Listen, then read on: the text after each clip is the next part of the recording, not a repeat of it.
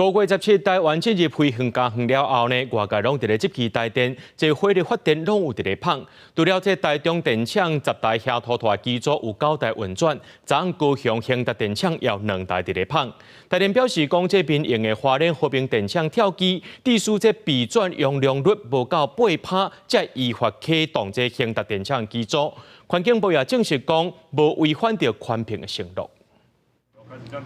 最后一台运转中核电机组5日1天机减少3派强电，电到底敢有够用？已经全面改进去的高雄兴达电厂，后市原野出利益偷偷启用已经对应的3+4号烧炭机组发电。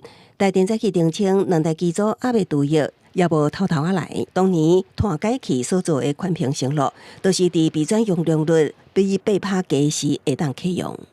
台电一向就是依照着这一个规范在启动，所有的机组并联发电，在台电的公开网站上面，全部都有呈现，不会有偷来这件事。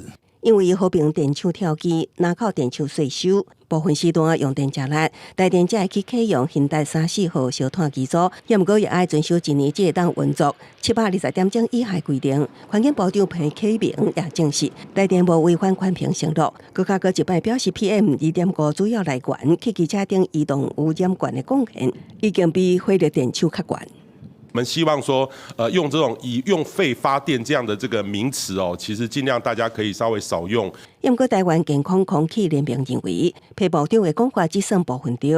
佮指出，台中火力发电厂最近10台机组开9台，继续危害中南台湾民众的健康。佮认为，这几台老旧的阿林街烧炭机组早就爱退场，所以支持南北立委提出台电达成2028无碳中火国家减碳目标。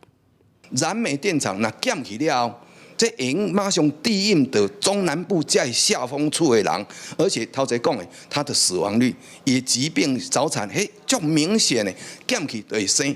虽然台电强调，中火比起上高峰的时已经减碳600万吨，减幅达到1/3。过去8年来，空污排放减少活8成。